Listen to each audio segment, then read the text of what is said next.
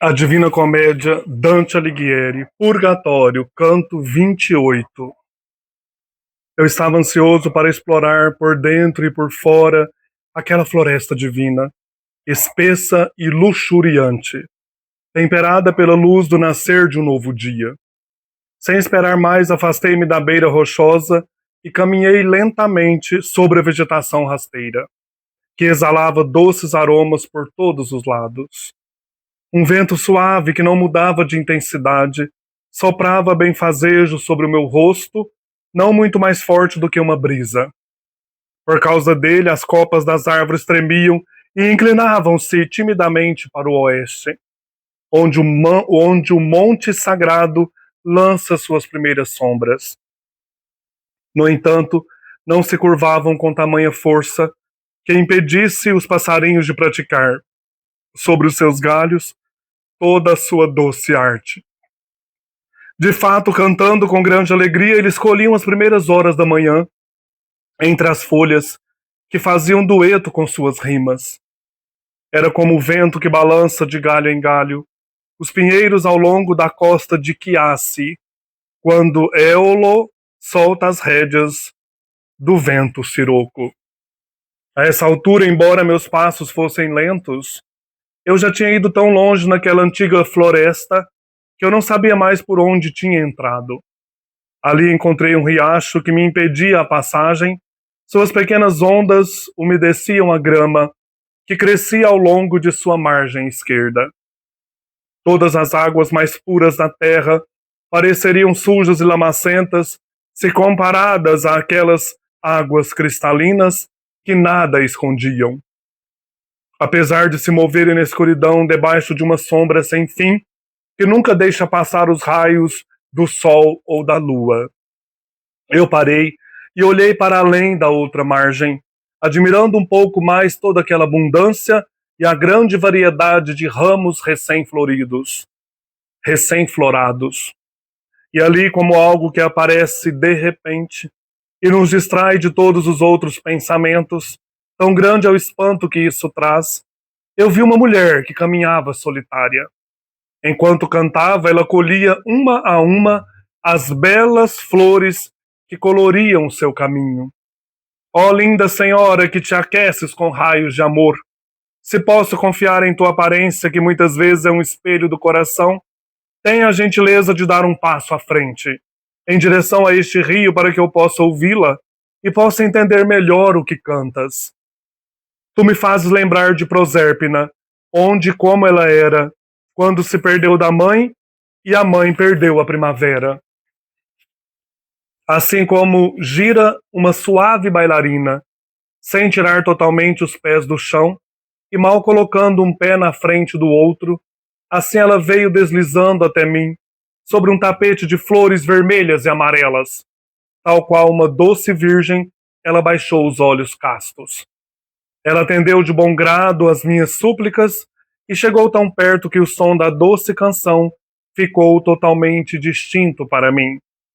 Assim que ela atingiu os limites da margem, onde as ondas do rio já molhavam a grama, ela me ofereceu o presente de levantar os olhos. Não creio que já tenha cintilado no mundo luz tão brilhante, nem mesmo sob os cílios de Vênus, quando foi alvejada por seu filho inocente. E lá da outra margem ela sorriu, e entrelaçava nas mãos as flores mais coloridas que aquela terra alta engendra sem sementes. O rio nos mantinha a apenas 3 passos de distância, e nem o Helesponto por onde passou Xerxes, e seu exemplo ainda é um alerta sobre o orgulho, teria sido mais odiado por Leandro, por causa das tempestades entre Cesto e Ábidos, pois eu odiei aquele rio que não se abria para mim. Ó almas que aqui são novas, este é o lugar escolhido para ser o berço da raça humana, ela começou. E pelo fato de eu estar sorrindo, talvez estejam perplexos, mas a causa do meu riso e a explicação que dissipará todas as névoas estão no salmo que diz: Delectaste. E você, que está à minha frente, me suplicou: diga-me se quer saber mais, pois eu vim preparada para bem responder a todas as suas perguntas. Eu disse: A água e o farfalhar da floresta contrariam dentro de meus pensamentos a crença que antes eu tinha sobre sua existência. A isso ela disse: eu lhe direi qual é a causa daquilo que desperta seu grande espanto, e dissiparei a nuvem que obscurece seu intelecto. O bem mais elevado, que só agrada a si mesmo, criou o homem para ser bom e disposto ao bem, e deu-lhe este lugar como penhor da paz eterna. Por causa do seu pecado, a sua estada aqui foi breve, e por causa do seu pecado a alegria se tornou tristeza, e o doce riso, trabalho árduo e lágrimas. Para que não sentisse as perturbações da terra, nem os vapores da água e do solo, nem o frio excessivo, nem o calor escaldante, e para que não se ferisse, o homem foi aqui plantado, nesta montanha que se ergue até o céu, livre de perturbações desde o portão até aqui. Todo o ar se move dentro de um círculo perfeito, movido pelo primeiro céu, a menos que sua rotação seja interrompida em algum momento. E entra em colisão com o ar em movimento, o topo da montanha que é totalmente livre, e se criam as florestas que farfalham com o vento. E a planta tocada pelo vento adquire tamanha virtude que impregna o ar com suas sementes, e o ar girando lança estas sementes em redor.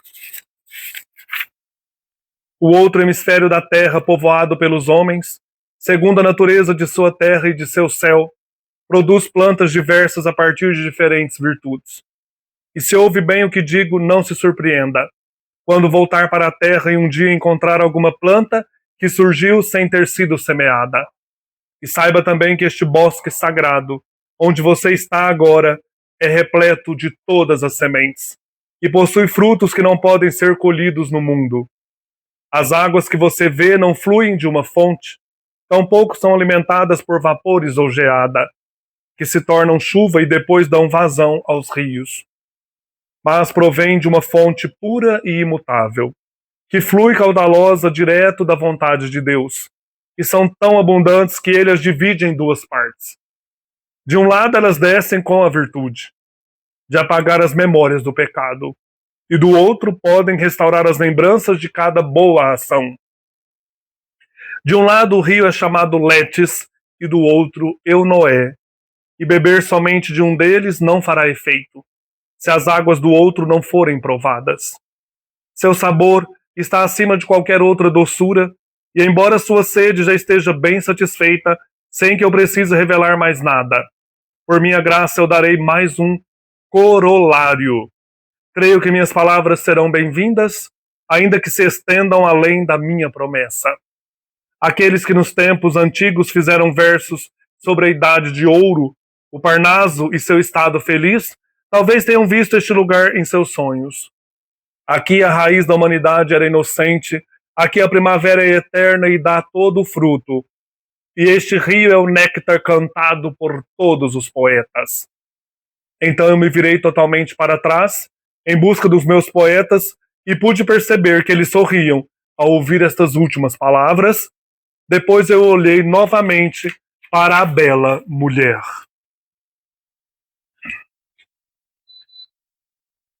Oi, eu sou o Frei Joaquim, este é o canal Herdeiros de Homero. Hoje, então, estamos com Virgílio, Estácio e Dante aqui no Éden. Eles passaram pelos 7 círculos do purgatório e estão aqui neste momento tão lindo em que o Dante vê uma mulher colhendo flores, tal como ele tinha visto no sonho, no canto 27. Hoje estamos no canto 28.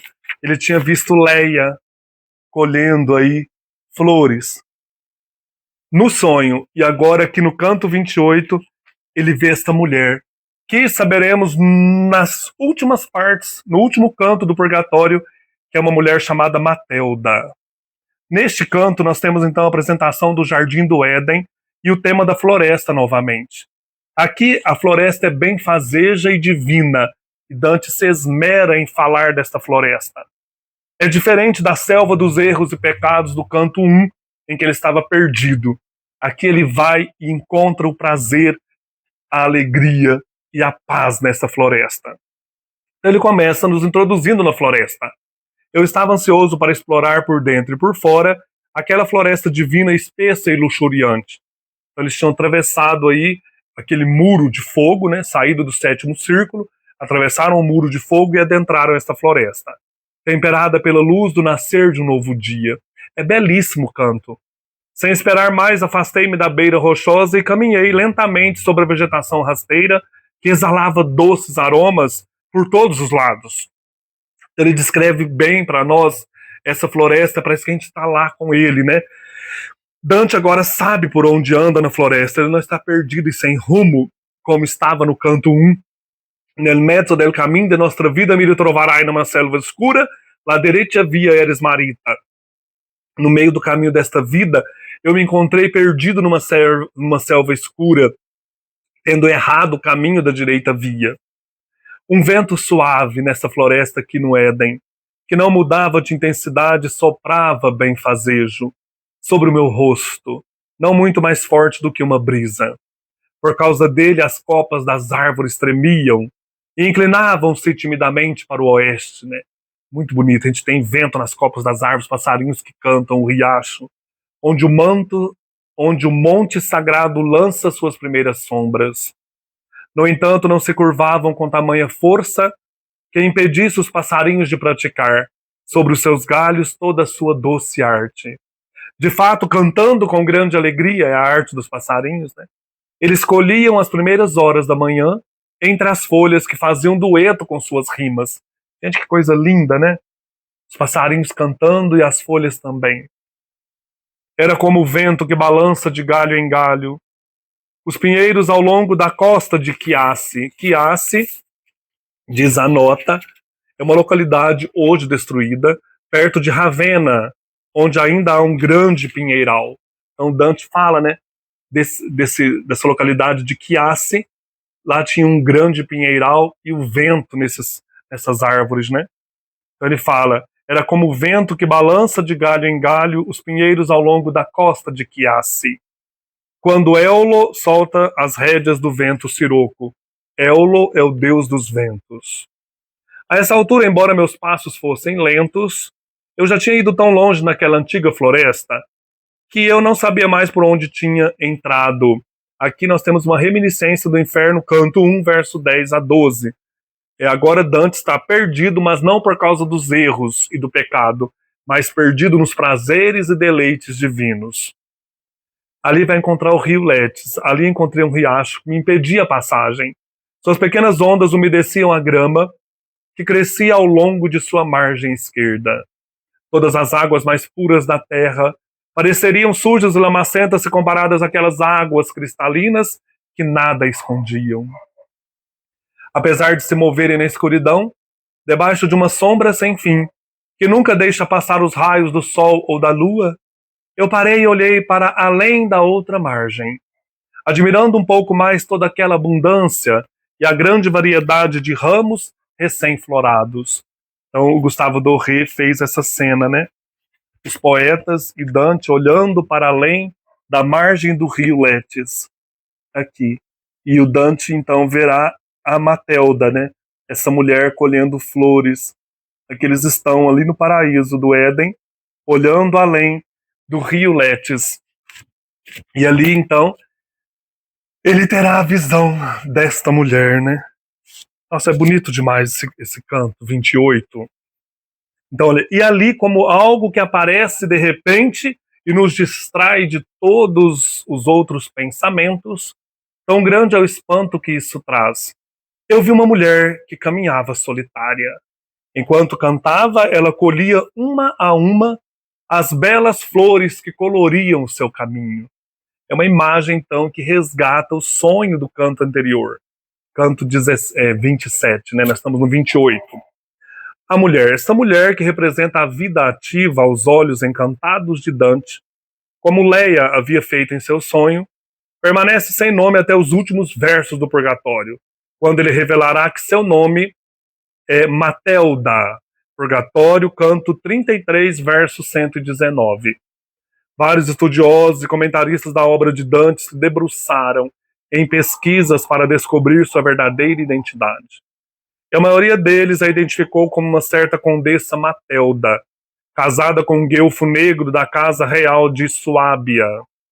O que talvez fosse improvável, pois Dante a retrata como uma virgem, principalmente no verso 57, né? Ele fala que ela ergue os olhos como uma virgem casta. Quanto ao valor simbólico de Matelda no purgatório, deixando de lado as hipóteses mais imaginativas sobre a sua identidade, real e histórica, essa donzela é provavelmente uma alegoria do estado de felicidade e pureza primitiva. Então, é uma alegoria do estado de pureza primitiva do homem, né, de felicidade da humanidade no Éden, em que o homem estava no Éden antes do pecado original. Esse estado é recuperado pelas almas salvas após a passagem pelas dores da montanha. Isso explica porque Dante arde de desejo de atravessar o Létis para alcançá-la. Ele quer chegar aí onde ela está.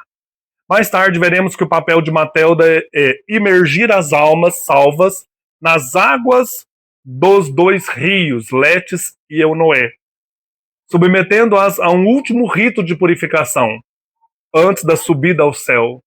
Então as almas são submetidas a esse rito, né? Antes de subirem ao céu. Então é muito interessante esse episódio, olha. E aí Dante fala: ó linda senhora que te aqueces com raios de amor, se posso confiar em tua aparência, que muitas vezes é um espelho do coração, tenha a gentileza de dar um passo à frente, em direção a este rio, para que eu possa ouvi-la e possa entender melhor o que cantas. Tu me fazes lembrar de Prosérpina, onde e como ela era, quando se perdeu da mãe e a mãe perdeu a primavera. Prosérpina, também chamada de Perséfone, a filha de Ceres que foi raptada por Pluto ou Hades, quando colhia flores no vale do Etna. Segundo o mito, a primavera sobre a terra era eterna, mas quando Pluto raptou Prosérpina, a primavera se foi e as flores morreram. Prosérpina podia sair do inferno 3 meses por ano para visitar a sua mãe, e então as flores voltavam a desabrochar sobre a terra. Aí Dante fala, né, para a mulher: tu me fazes lembrar Prosérpina, onde como ela era, né? Quando ela perdeu da mãe, quando ela se perdeu da mãe, ela foi raptada por Hades, e a mãe perdeu a primavera. Então ele está lembrando disso. Assim como gira uma suave bailarina, sem tirar totalmente os pés do chão, e mal colocando um pé na frente do outro, assim ela veio deslizando até mim, sobre um tapete de flores vermelhas e amarelas, tal qual uma doce virgem, ela baixou os olhos castos. Então ele está falando, né, que ela parecia uma virgem. Ela atendeu de bom grado às minhas súplicas e chegou tão perto que o som da doce canção ficou totalmente distinto para mim.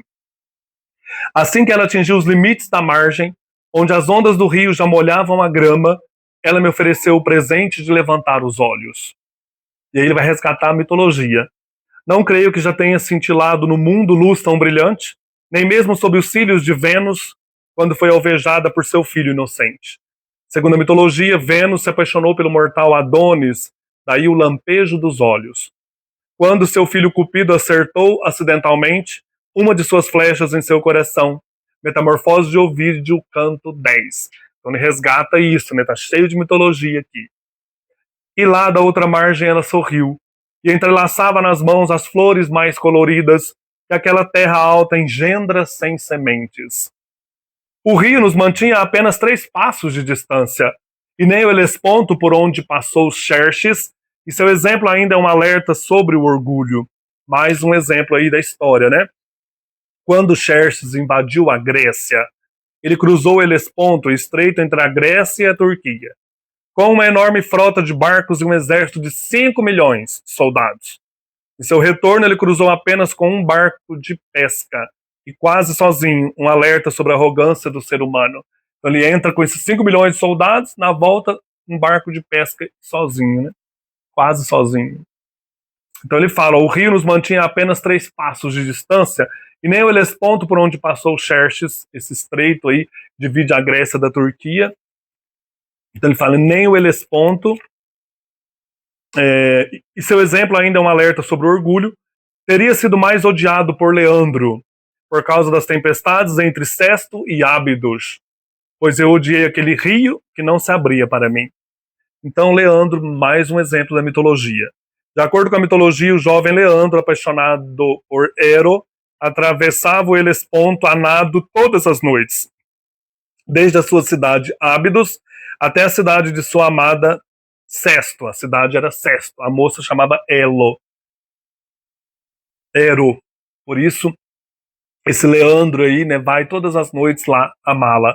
Então, o Dante fala, nem o Helesponto, por onde passou Xerxes, teria sido mais odiado por Leandro do que eu odiei aquele rio, porque ele me separava desta mulher. E esse Leandro tinha que atravessar todas as noites esse rio, né? Esse estreito. A mulher então vai dizer: ó almas que aqui são novas, este é o lugar escolhido para ser o berço da raça humana. Ela começou, e pelo fato de eu estar sorrindo, talvez estejam perplexos, mas a causa do meu riso e a explicação que dissipará todas as névoas estão no salmo que diz delectaste. Então vamos lá, o que esse salmo diz, né?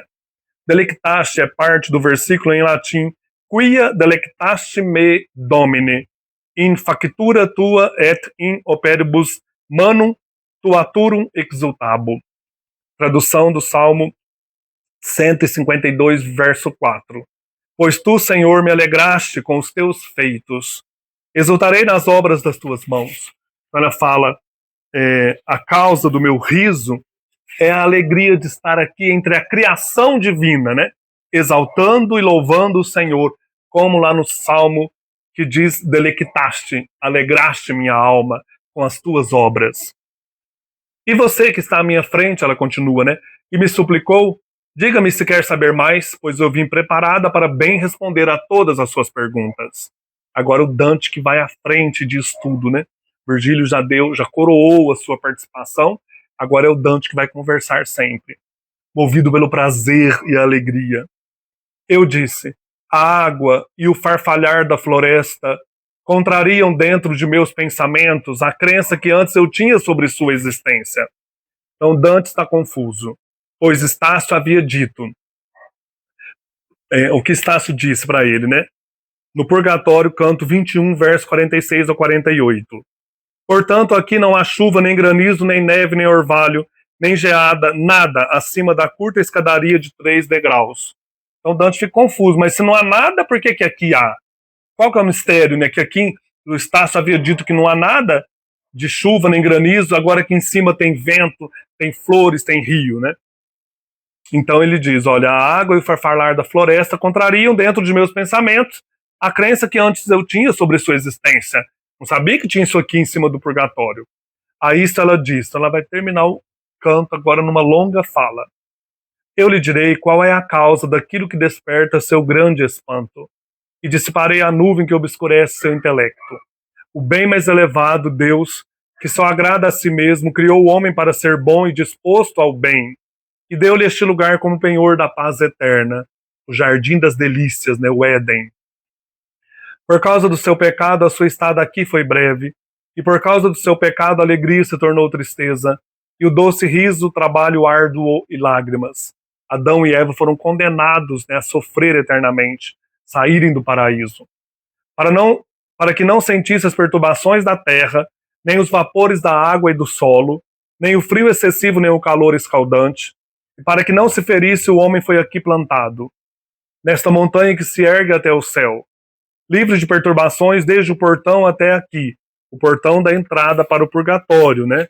Então ali o homem foi plantado para ser feliz, acima do portão descrito no canto 9. Então o homem foi livre de perturbações ali no Éden. Todo o ar se move dentro de um círculo perfeito, movido pelo primeiro céu, já está próximo aí do paraíso, né? A menos que sua rotação seja interrompida em algum momento. Então esse vento aqui vem do primeiro céu. Todo o ar se move então dentro de um círculo perfeito, movido pelo primeiro céu, a menos que sua rotação seja interrompida em algum momento. E entra em colisão com o ar em movimento, o topo da montanha que é totalmente livre, e se criam as florestas que farfalham com o vento. Então aqui se criam as florestas, né? E a planta tocada pelo vento adquire tamanha virtude que impregna o ar com suas sementes. E o ar girando lança essas sementes em redor.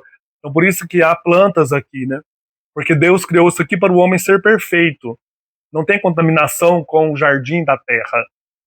Aqui tudo é perfeito, o ar vem do primeiro céu que move e entra em contato com o vento e lança as sementes das árvores, por isso que aqui tem vento, né? O outro hemisfério da terra, povoado pelos homens, segundo a natureza de sua terra e de seu céu, produz plantas diversas a partir de diferentes virtudes. E se ouve bem o que digo, não se surpreenda. Quando voltar para a terra e um dia encontrar alguma planta que surgiu sem ter sido semeada. É assim aqui também, né? Saiba também que este bosque sagrado, onde você está agora, é repleto de todas as sementes e possui frutos que não podem ser colhidos no mundo. Então aqui os frutos vêm desta criação divina. Lá no seu mundo, embaixo ali, não tem esses frutos que tem aqui. As águas que você vê não fluem de uma fonte. Tampouco são alimentadas por vapores ou geada, que se tornam chuva e depois dão vazão aos rios. Não são águas lá da terra, mas provém de uma fonte pura e imutável, que flui caudalosa direto da vontade de Deus. Então, essas águas vêm do próprio Deus, da vontade de Deus. Que lindo! E são tão abundantes que ele as divide em duas partes. São os dois rios aí do Éden. De um lado, elas descem com a virtude de apagar as memórias do pecado, rio Letes. E do outro, podem restaurar as lembranças de cada boa ação, o rio Eunoé. De um lado, o rio é chamado Letes e do outro, Eunoé. Letes e Eunoé. Matilda explica a Dante que a água dos rios do Éden não flui de um veio natural alimentado pelas chuvas, mas é produzida diretamente pela vontade divina. O Letes tem a virtude de apagar a memória dos pecados cometidos, e o Eunoé fortalece a memória do bem realizado. Que lindo, né? Então nascem da própria vontade divina. Vontade de Deus não vem de geada nem de vapores da terra. E beber somente de um deles não fará efeito, se as águas do outro não forem provadas. Tem que beber dos dois, né? Para apagar a memória dos pecados e para relembrar as boas ações, as lembranças das boas ações que o Eunoé traz.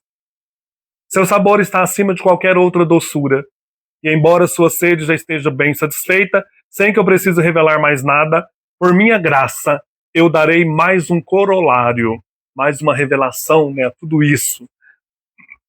Creio que minhas palavras serão bem-vindas, ainda que se estendam além da minha promessa.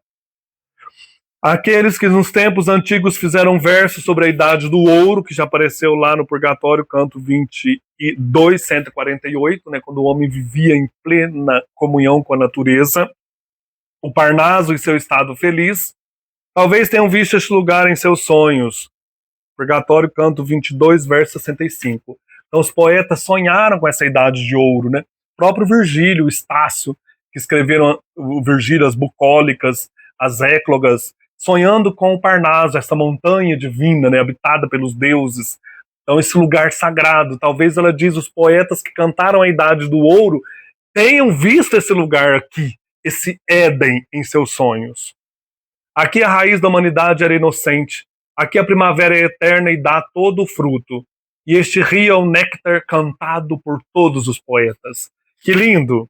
Então é neste rio, né, que é este rio que os poetas cantaram. Novamente aquela imagem, né? Eles observando aí o rio e do outro lado, aqui na nossa frente, certamente, né, está a Matilda. Então ela fala, os poetas clássicos que estão aí com você, Virgílio, Estácio, cantaram essa idade de ouro, este tempo feliz. Então eu me virei totalmente para trás, em busca dos meus poetas, achei lindo, e pude perceber que eles sorriam ao ouvir essas últimas palavras. Ela estava falando dos próprios que estavam ali, né? Depois eu olhei novamente para a bela mulher. Gente, que coisa linda! É o Purgatório. Canto 28. Cada canto que eu tô lendo aqui, relendo, né, que eu já tinha lido isso aqui há muito tempo, olha, eu estou surpreendendo. É lindo demais. Sabe, existe uma pureza, a linguagem está elevadíssima, né, e a riqueza de versos, e principalmente as imagens que o Dante traz, como aqui, né, do Éden, são belíssimas. Então é isso. Purgatório, Divina Comédia, Dante Alighieri, canto 28. Um abraço e até mais.